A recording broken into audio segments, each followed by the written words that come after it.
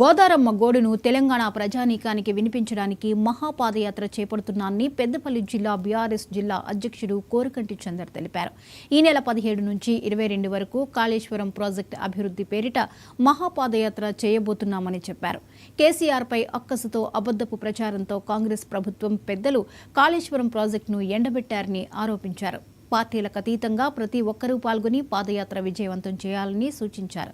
పాదయాత్ర గోదావరి ఖని నుంచి Erravelli farm house వరకు 180 కిలోమీటర్లు కొనసాగుతుందన్నారు.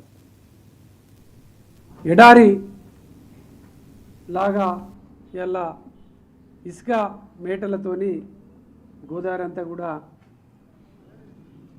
తాగడానికి కూడా నీళ్లు లేనటువంటి పరిస్థితి ఇలా వచ్చింది.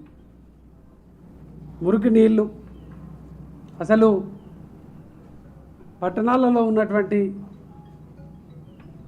వ్యర్థమైనటువంటి నీళ్లను తోని ఫిల్టరైజేషన్ చేసి ఇలా ప్రజలకు తాగునీరు అందిస్తున్నటువంటి దుర్మార్గమైనటువంటి పరిపాలన ఈరోజు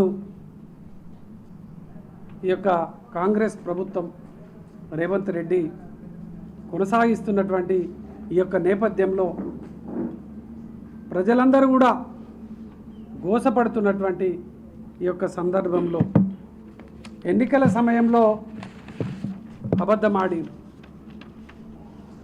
ఒక అబద్ధాన్ని నిజం చేయడం కోసం 100 అబద్ధాలు ఆడుతున్నది ఇవాళ కాంగ్రెస్ పార్టీ పైన అక్కస్తోని కాళేశ్వరం కూలిపోయిందని నమ్మించేందుకు